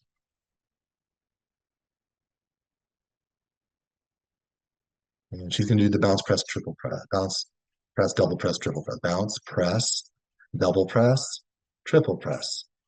And so she did it really well, but you can see how she kind of stuck after the double press. She kind of stopped and froze, and then she had to unfreeze and then go to the triple press. So this is a great one because the triple press, the double to triple almost feels like 5 presses in a row because you don't have time to stop unless you're really high. If you jump high enough, then you have time to stop and wait and then add the triple press. But generally speaking, the bounce is really clear. The one press is really clear. The double press then becomes into a triple press. Let's watch one more time here and you can see what I'm talking about. So she does her bounce, she presses and holds, then she presses double. She wants to hold again, but she doesn't really have time to hold all the way. Because she held a little bit, she got a little forced on it. But again, it's great for keeping the body still, full range of motion, body awareness, knowing when your shoulders feel tight, when they feel relaxed. When they're tight, you're not going to be able to circle. When they're relaxed, you can circle really, really fast, even though you're doing a bigger circle. And that's exactly what we want in our presses for diving. It's how you're going to get the most power and the most speed. Okay, back takeoff jumps. Okay, so now these are all the things that we just saw above, I call them base jumps or stem cell jumps. It's like that could be a front or a back. It doesn't matter. It's in the middle of the trampoline and all the patterns are the same no matter what. Now, if we move in front of the center of the trampoline, we can move into doing back jumps. If we move in the back of the trampoline, we can do front jumps. So that's what we're going to see here. So here's Kyle with a lift and press.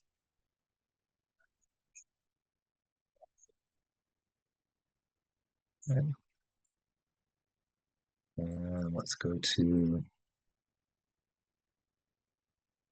lift and press with primes. So he doesn't yet do primes. He's so new at his diving, he just comes up one time, but more advanced divers will do some priming actions. And here's Natalie, she does like 4 or 5 primes before she does her actions. And you can see how much stronger that action is. She does her line better. She pushes stronger. She has straighter legs. So that's the mature form as opposed to the immature form in terms of individual development along a diver. And then standing, pushing. Okay, so I do a lot of things to help prep people for doing hurdles and stuff before they actually do hurdles. So we'll do like bounce forward. So you'll stand behind where your hurdle would take off from, and the center of the trampoline at the end of the diving board. And you just go up on your toes and push and jump to the center, and then jump up. Push and jump. Actually, push to the forward, push forward and don't jump, just land. Okay, and then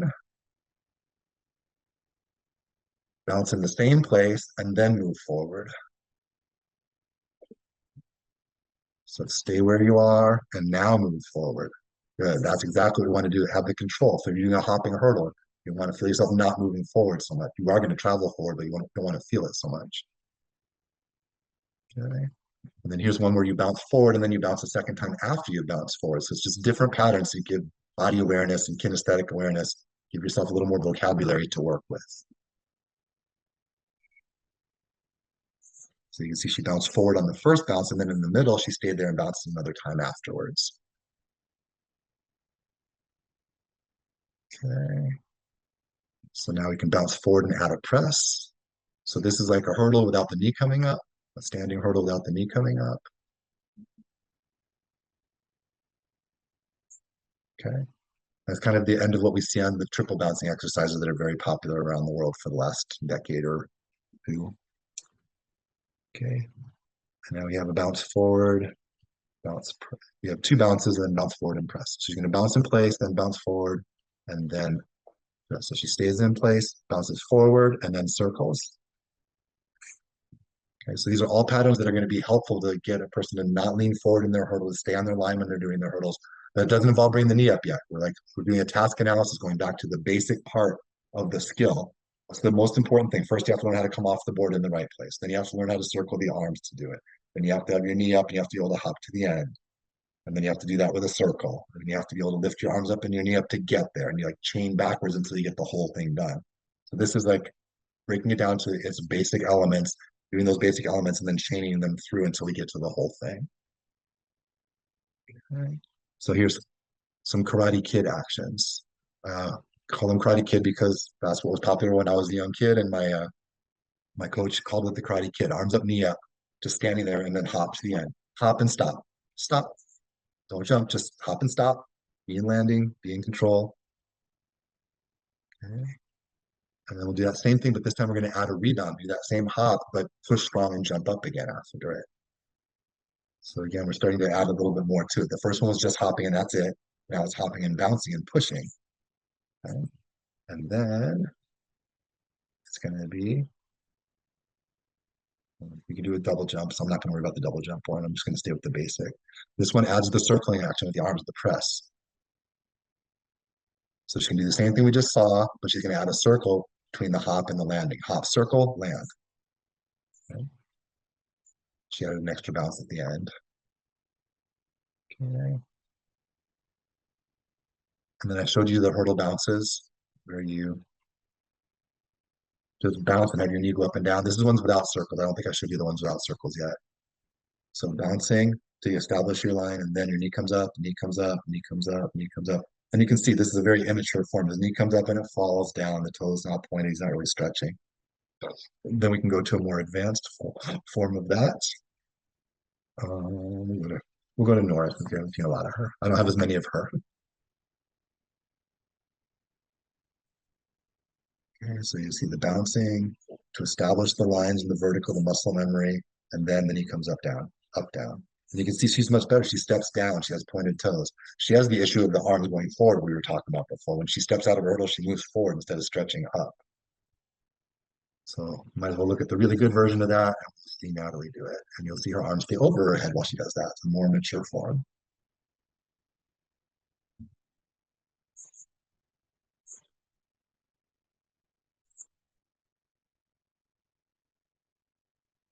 You can see her arms are much better. She still has a little bit of a play there. She could stay a little more motionless at the top if she could, but we have our maturity, we have the isolation, we have the vertical lines, we have all the stuff we're talking about. Okay, and then we did the ones already with the same thing, but adding the circle. I'm not going to go through that one again since we already watched it before. Okay, now you can do one-step hurdle. I have a basic one-step hurdle, which is you already have your drive leg in front, the one you push against the board is already in front, so the leg you lift up in back of you, and you don't have to think about which one's going to come up because the one in the back of you is already primed for that. Okay, you have the arms behind you already, and you swing up into it, and you just land. Okay, and again, you can land, you can rebound and bounce, you can add a press, you can do the whole thing. Okay, the next thing is doing it with a one step, and this one's got a rebound. So this is where your feet start together, and you have to bring um, your drive leg in front of you. So she's starting with her feet. Oh no, she started basic. My bad. That was a basic rebound. Let me jump up to the more advanced one. Okay, here we go. Here's a lift with no press, but he starts with his feet together, takes a step forward, and then does his hurdle. And he doesn't circle his arms yet. He keeps them over his head. And you can do that same thing, but you can add a circle onto it. Well, hers is basic. The Kyle. So the basic and the one step are just like whether you're starting with your feet apart or together. And it's once a diver is comfortable doing the one step, they don't have to go back to the basic at all. It's kind of like a stepping stone to get there. But you can sometimes back them up to it if you want to. Okay. So you can see he did his one step. He doesn't like to do his kill bounce. He wants to do some extra stuff. You can see him moving forward this chest a lot as he does his action. His arms are slow coming up. They don't go all the way to the right place. Okay, so that's one step hurdle with a press. And then I've got divers who do hop hurdles. So let's do a hop hurdle with a press. And do Nora with that.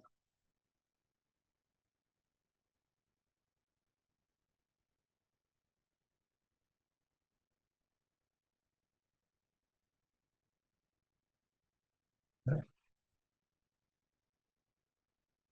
And then we got tuck jumps and pike jumps, and you can start them the same way: standing pushing, standing pressing, bounce press, or bounce straight, bounce tuck, bounce straight, press tuck. We've seen some of these ones already, so I'm not going to go back through all of those. We've been all with the straight position. I am going to go to some of the strange bouncing ones, the extra ones. So, like we can go.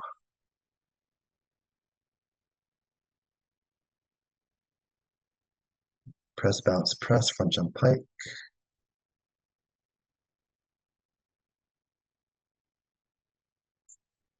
Press, bounce, press.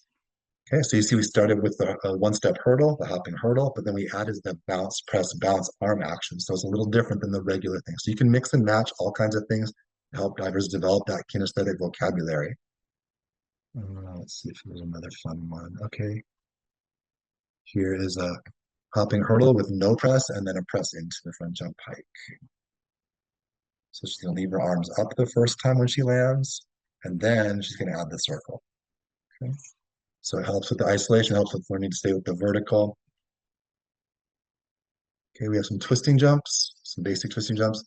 Um, the ones that don't have videos here are basically the more basic version where they just kind of do the twist and land. I have them doing 3 times in a row already, but the rest of the stuff up here is basically the same as this. Is the descriptions about how to lead up to get to this point, but many divers will be ready to start this the first time they do it. They don't want to stop after just doing one. So you bounce, half twist, staying in your T or your helicopter position, bounce, half twist, bounce, half twist. Okay. You can see on that last one, she pulled a little bit too hard for the landing. She started a little bit early as well. Okay, so we did it again better.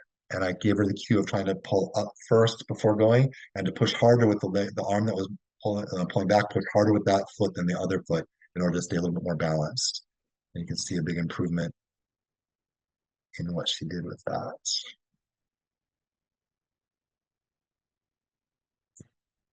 See how much more motionless it is, how much more control there is on that. She still pulls a little bit more on that last one and gets her arm a little too far back. But that's how you start your initial twisting. And you can have the kids do it both directions to see which one feels better to them. Once they do that, it's like try going to the left, try going to the right. Which one feels better? That's your twisting direction. Try to get them young to do that. When I was young, I twisted the opposite direction, forward and backwards. When it came to reverse twisters, I was all over the place. And eventually I had a coach who settled me down and taught me how to twist the same backward and forward. And when that happened, I became a good twister as opposed to being very twisting deprived. I think I had 2 twisting dives completely. That was it on my entire list. Front 1.5 full twist, front 1.5 2 twist was all I could do on 3 meter. And 1 meter, I did front 1.5 full twist and reverse 1.5 half twist, Arabian style coming into a tuck. Those were my 2 twisters. That's all I had. And then when this one coach taught me how to do the twisters the right way, I learned back 1.5, 1.5 the next day on 1 meter and 3 meter. I learned back 1.5, 2.5 on 3 meter. I learned reverse 1.5, 1.5 on both boards. My DD just jumped. It was pretty incredible. So don't let people get away with twisting different directions. Please, please don't do that. Okay. And this is a good place to have them play with it and figure out what to do. Now let's go on to the full twist. So you can do the same thing, but you're going to do a full twist, staying again in that helicopter position because they want to learn how to twist everything at the same time with their body. And being that helicopter helps everything go. When they wrap, they tend to get a little loosened in with their body. And if you teach them this first, the wrap becomes easier. So again, bounce, bounce, full twist, bounce, bounce, full twist, bounce, bounce, full twist. There we go. Okay, now she can do the full twist. Now we can add the wrapping action into it. Okay, so we go, I call it a T wrap. You start with the T and then you come into the wrap. You do it slowly at first, and when they get more comfortable, and they can learn how to twist. And like when I first learned how to do a full twisting somersault, it was really hard work to get into that twist. But now it's just like a little shoulder movement. So eventually they're going to figure that out on their own just by doing the actions better and better. You don't even have to say anything to them. But at the beginning, it's like T wrap, separate it out. Okay. Hold on, that's bounce, bounce. That's not wrapping, is it? Let's go to the wrap. Here we go. Here's the T wrap.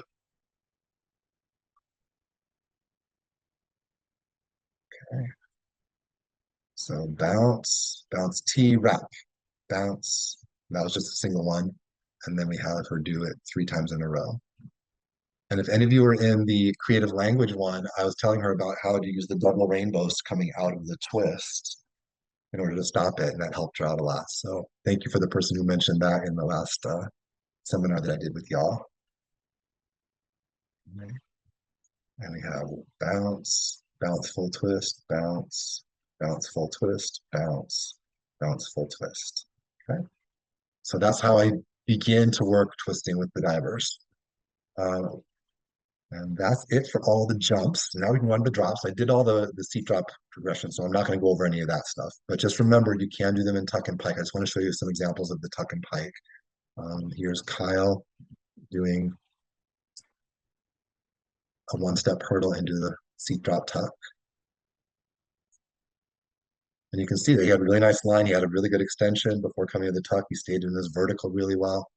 It's not something that people often think about. Why would you do seat drops, tuck, and pike? Well, you learn how to control your body a little differently when you're doing it from a hurdle into a tuck and a pike than just a regular old seat drop. Okay, and let's see, we'll do a pike one from Natalie.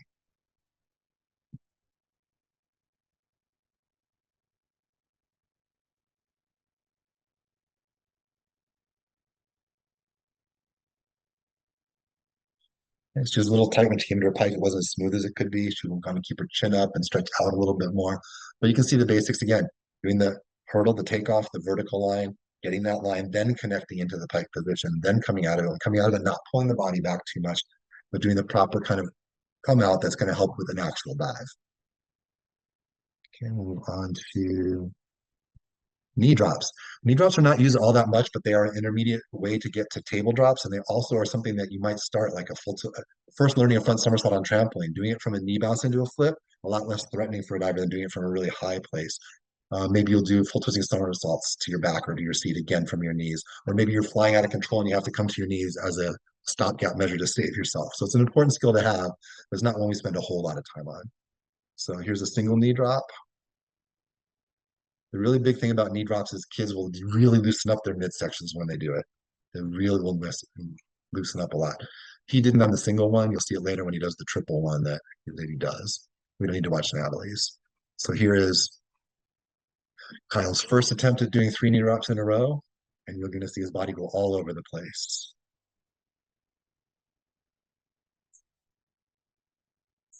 You can just see him loose and like all over the place. And I didn't have to tell him much. He realized it happened, and we did it the next time. And all of a sudden, we see a much better action all the way through. Look at that. So much more control, so much better body position on that. So again, trampoline's a good teacher. You don't have to do anything. It just happens. Okay. So that's, again, we don't have a lot of videos of that because we don't do a whole lot with that. You should know how to do it because you're going to use it a little bit. Okay. And we're going to use it when we get to the tables. So I showed you the popcorn for the tables. You can pop them up to the stand like I showed you in the seat drop, but I don't have a video of that. Sorry about it. Um, Here's a knee to table. Okay. So you start on your knees and you move to your table. Now, this is a really interesting one because it feels very awkward. It's like, how do you jump from your knees? You feel like you have to force with your body. And eventually kids learn how to sort of sit their hips down over their heels and then pop through the tops of their toes, pop up to come down into it. But at first, you're going to see a lot of lurching and very strange kind of actions as they do it. Okay, what's going on with my computer? There we go. All right. Okay, do that one more time. You can see him just go from his, okay, there we go. Hop from knees to table. So it's really close to the trampoline. You don't have a lot of amplitude, a lot of height. So there's not a lot of potential for injury or death or anything like that from that. Not so uncomfortable. Okay, and then we'll go knee table multiple times. So this is him doing the same thing, but doing it 3 times in a row. Okay, so he starts these. I have his hands in a kind of field goal position, field goal from American football, because it's easy to just move down into the knee drop position. You could do it with your arms over your head, but then you have to add a little bit more to it, so it's more complex. This is a little more cutting down the task analysis to the base. Okay, and you can see his body's a little out of control, but he got the basic pattern of pop, table, knee, table, knee, table. Okay, going from there, we'll move on to stand, knee, table. So starting with your stand position, this time your arms again can be out in that field goal position. They have to be over your head. Stand, go to your knees, and go to your table, which is pretty good. A lot of people will go to their knees and start leaning forward in anticipation of getting to the table.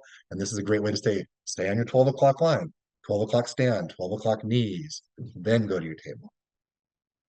All right, let's get rid of that one too.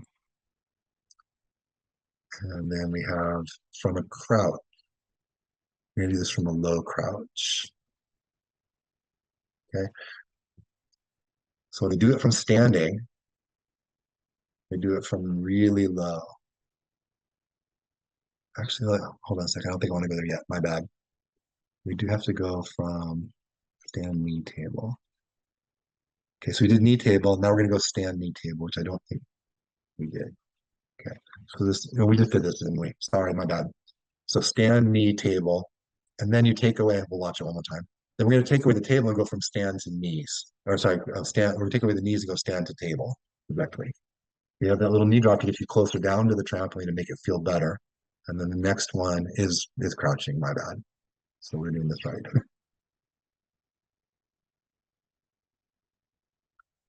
And this is one where I did show rebounding in the same position, rebounding in the table. So she does this and she just stays in there.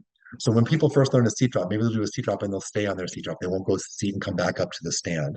Or maybe they'll do a knee drop and stay in their knees and not come back up to the stand. So you can have them rebound in the same position and then teach them how to come back up to the stand out of it. Most older and stronger athletes or anyone who comes from a gymnastics background or trampoline background will already have a sense of that. So sometimes you won't use it. Use it judiciously. If you have a real beginner, take it from every step of the way. And if you have people who can skip over some steps because of their background, then go for it. So here is a table from a very low crouch. I don't know if I already showed you this. Sorry, I got a little bit out of order with myself. So notice how low she is with her body on this. She's very down low to the trampoline, is barely pushing, little tiny push. That's less threatening. Then you can stand them up a little taller, a little taller, a little taller, a little taller until they get where they need to get on that. Until they're standing up straight. Okay, so that was her with the low crouch.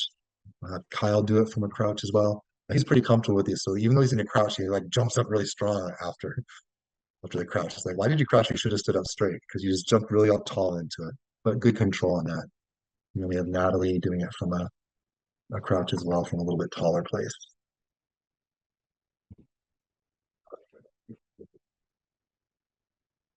Okay. And then once they're comfortable enough doing it that way and getting a little bit more air time before dropping into it, then they stand straight up over their head to do it.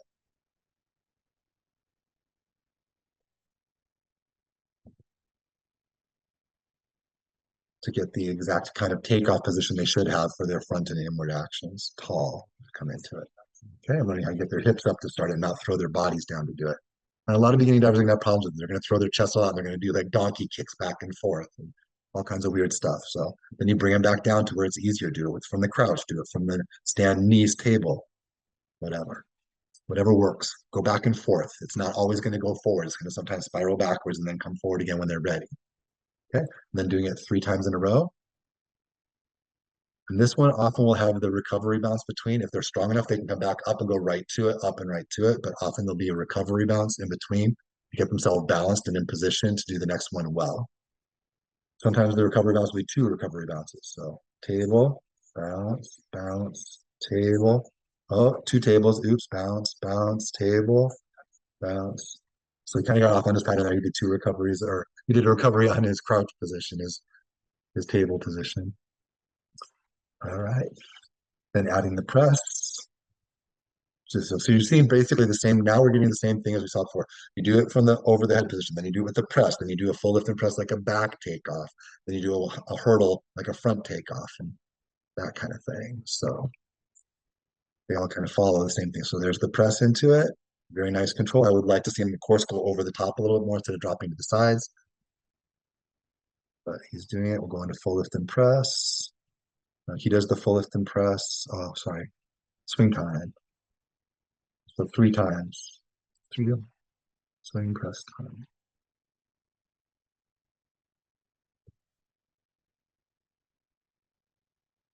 And so pressing it into it, back up tall, pressing it into it, back up tall. You can see he doesn't finish his circles all the way. He stops his arms a little bit low and bent to get into it.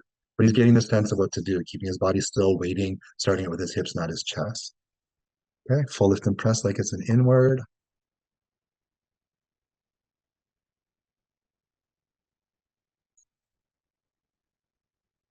Okay, you can see him pull his body back a little bit the wrong way, but you see the idea of moving backwards while moving forward, backwards while rotating forward. So it gives him a sense. Right now, he's not even thinking about doing inward dives, but hey, this is an inward dive action. You're putting the seeds in place to grow into an inward dive later when he gets to it. And he doesn't even have to think about it because he's already got it automatic. And he knows how to move backwards and not worry about hitting his head on the board or anything like that. Okay, and then we have the 1-step hurdle.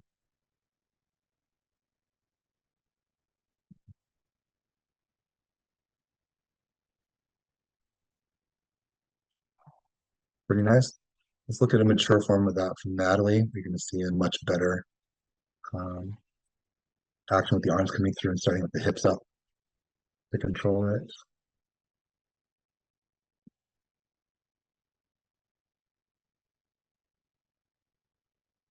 She almost came into a tuck on that one, which we'll do later. But you can see how that relates to what you're doing. You're going up high and controlling your rotation for a simple front dive. And eventually that translates into the somersaulting and the 1.5s and the 2.5s and things like that. Okay, we're not going to do a lot more of these.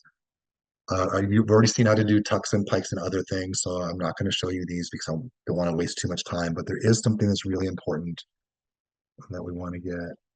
No, it's not stomach drops. So let's not worry about that. 1 stomach drops. Showed you the popcorn. Okay, this is the next thing. And again, it's a little bit weird to try to start from a table position. We're doing a table stomach. We're going to do multiple times. You can't just do this one time, really. You got to do it in a row because the first time is going to be wrong. They're going to lurch forward. They're not going to know how to do it. It's going to feel wrong. But if they fight through that and keep trying to go for the multiple times and keep with the pattern, eventually they'll figure out what they need to do to make it right. Okay. So table stomach. I cut that video off just to show you one time. It's actually him doing it 3 times in a row, but I cut it off. Table, stomach. And you can see how it kind of lurched forward a little bit on that. We'll see him do it 3 times instead, because this is how you want to do it. And this is one again where you have to bend your elbows down to push against the trampoline. You have to have your hips and butt come down over your heels and then push through the tops of your toes so you move up instead of moving forward. And it's not something that's easy. The kids are going to do it wrong at the beginning. And it's okay. It's a learning process. And that's a great thing for them to learn. You don't do everything perfectly the first time. There is going to be stuff that goes wrong and then you get it better. And that's what we want all the time, that kind of growth. And be okay with the things that don't go well as a learning opportunity instead of feeling deflated by that or like your ego's gone because of it. Okay, so here's him doing table, stomach, table, stomach, table, stomach. Okay, so you can see him do it 3 times. And basically what you're trying to do is get the body to stay still and have it just be an arms and legs action. So let's take a look at Natalie doing a mature form of that. It's going to look a lot better than what we just saw. But you'll recognize it because it is the same thing.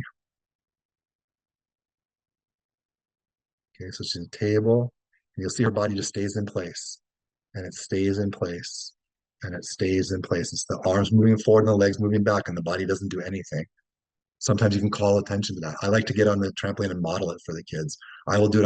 I'll just keep doing it for like 20 times. I'll say, what is my head doing? What is my back doing? What are my arms doing? What are my legs doing? So they get a sense, oh yeah, it's just the arms and legs are moving. Nothing else is moving. Then they get up and they have that in their brain already. And maybe they're less likely to move their bodies around so much. Okay. And then we start going through the more progressions. We go the knee, table, stomach. So you start on your knees, pop to your table, pop to your stomach. It's less threatening this way. It's easier for the kids to begin. Bounce down, stomach. Perfect. That's what we're looking for. Once you're comfortable with that, you move on to just knee, stomach. You get rid of the table now. You just go from knee to stomach.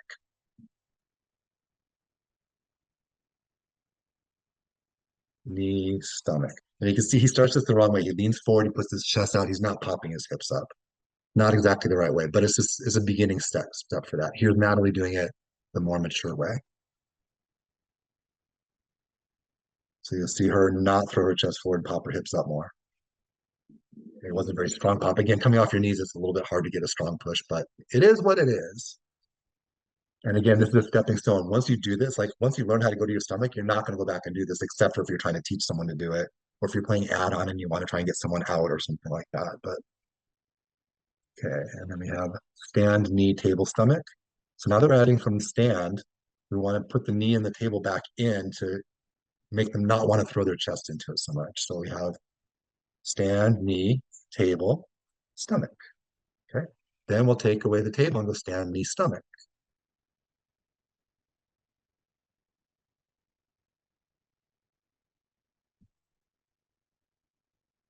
Stand, knees, now to stomach. There we go. Perfect.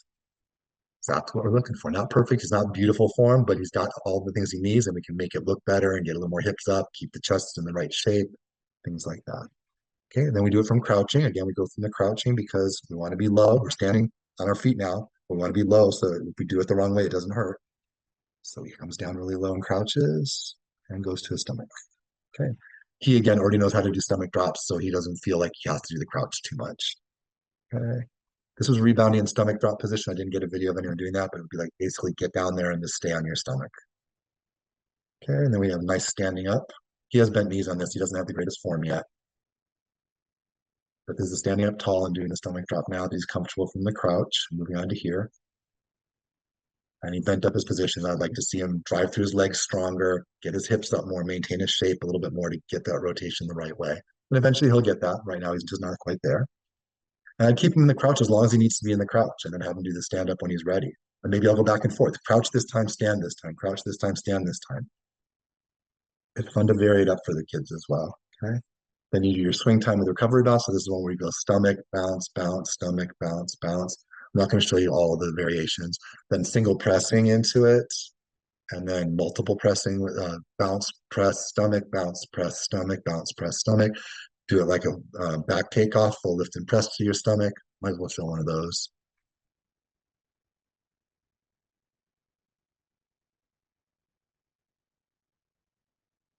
The primes or lift and press. And there's an inward eye straight that will go really short. Okay. And then you want your one step hurdle.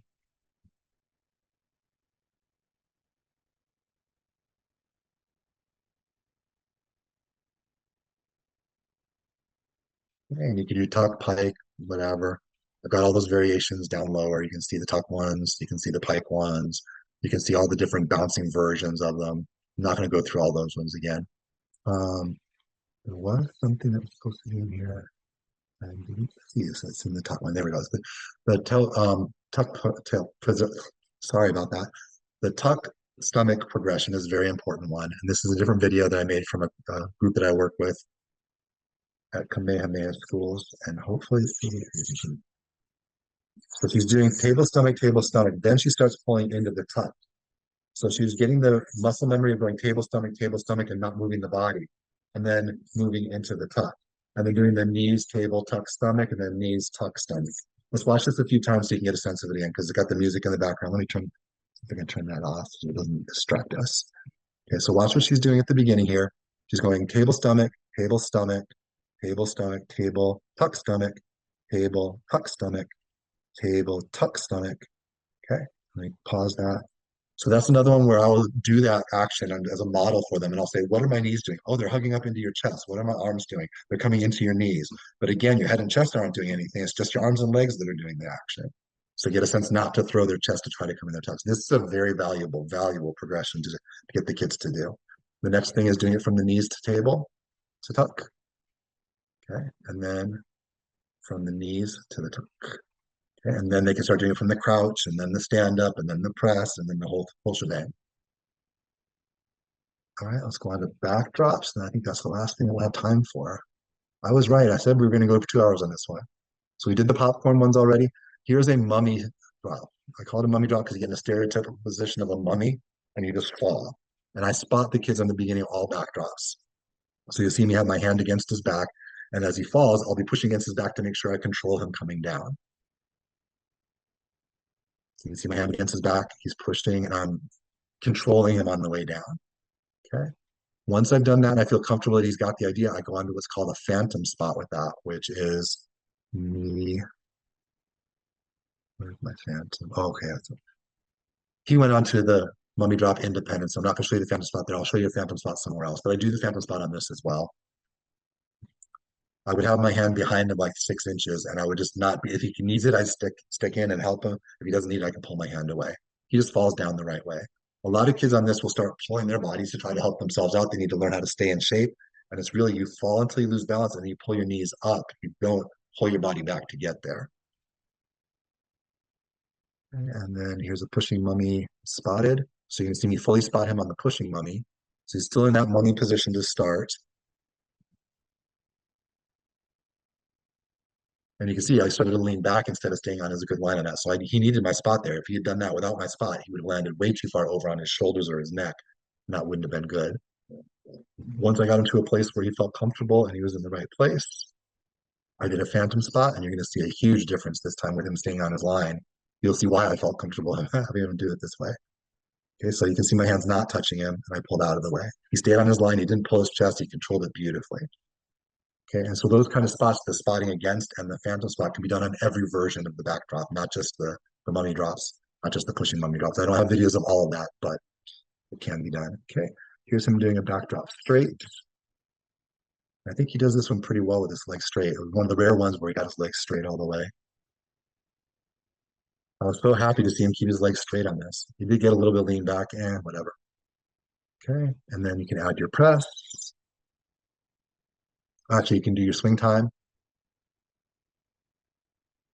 And this time he didn't keep his legs as straight. That's okay. Which is getting a sense of vertical, vertical. Each one got a little weaker. First time trying doing that, he's going to get it more. He's going to start getting stronger, better pushes. Okay. So then you can do it with presses. You can do them tuck. Here's a knock, drop, tuck. And eventually, I mean, again, even though she's learned how to do a backdrop, I could be on the trampoline spotting her back to make sure she doesn't pull back too much when she's trying to do tuck the first time out. She's someone who's very comfortable with them, so I'm not worried about it. And then again, you can go on to bounce, press, backdrop, bounce, press, backdrop, bounce, press, backdrop. You can do them tuck, you can do them pike, you can do all the different things that we were talking about before. Popping hurdles, all that kind of stuff. There's another position that I didn't get to video called dead man. That's where you land on your back and your legs and everything at the same time. That's valuable for learning twisters. Do a somersault, come out, land on your dead man. If you're learning how to do full twisting somersault for the first time, you can do a series of doing seat drop, go to a dead man, half twist onto your stomach, half twist onto your back, come back up to your stand, or come up to your seat. And then you get rid of some of the in between parts to learn how to do a seat, full twist to seat, to learn how to pull your body back and push your legs forward during the twist to get flat.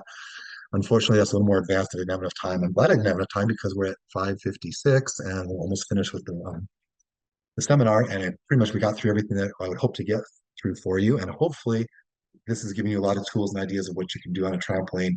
We will send out this document to you. I will update it and add links to other things that don't have videos. If you have any requests for things that you'd like to see videos, let me know and I can add them in there for you as well. And hopefully this will be a good tool for you guys to use. All right. We have 5 minutes or 3 minutes. So if there's any questions, let's have at it. If not, thank you very much. I hope you had a good time with this and we'll see you at the next seminar.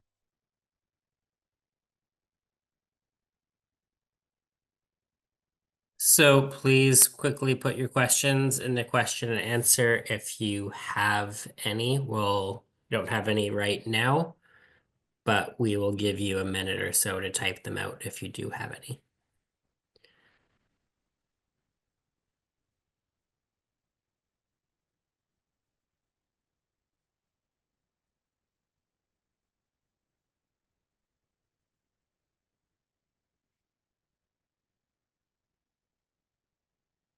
We have a question.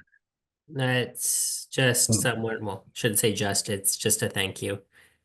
You're very welcome, de nada.